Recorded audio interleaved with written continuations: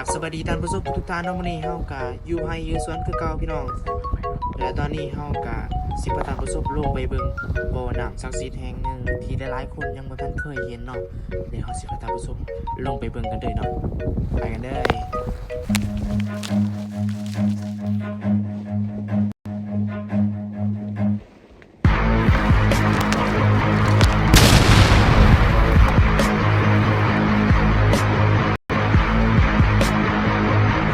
ท่านผู้ชมถือว่าตอนนี้เฮาก็เข้ามาบริเวณป่า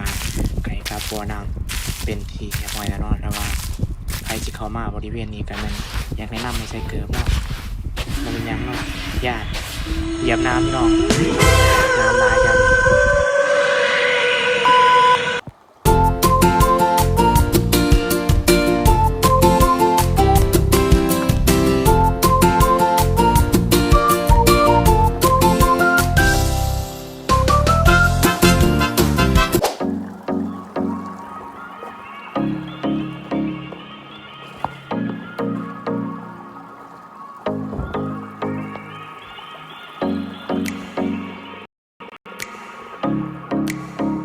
ตอนนี้เฮาก็เดินทางไกลจะฮอด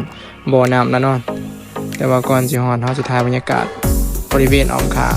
ให้ท่านผู้ชมได้เบิ่งได้ชมนํกันก่อน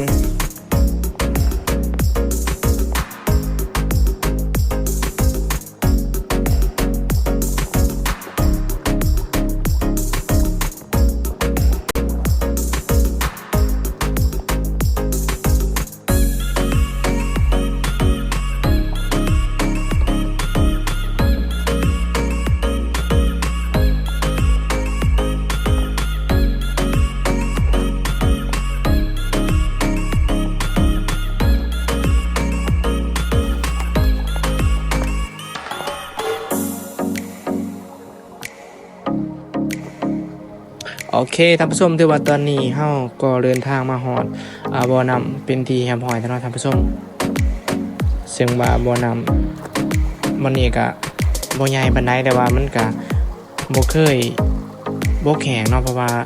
หมดปีก็แม่นไหลตลอดเลยแต่ตอนนี้เฮาก็สิลงไปตักเอามาไปใส่กันเนาะมาไปใส่มาไว้ดื่มสำหรับใครที่จะมาตักเอาน้ำอยู่บริเวณนี้เนาะก็อยากให้ฝ่าตักเอาไม่ไหวเนาะเพราะว่าช่วงนี้ก็เป็นช่วงของฤดูฝนก็สิมีอยู่หลายเป็นพิเศษพี่น้อง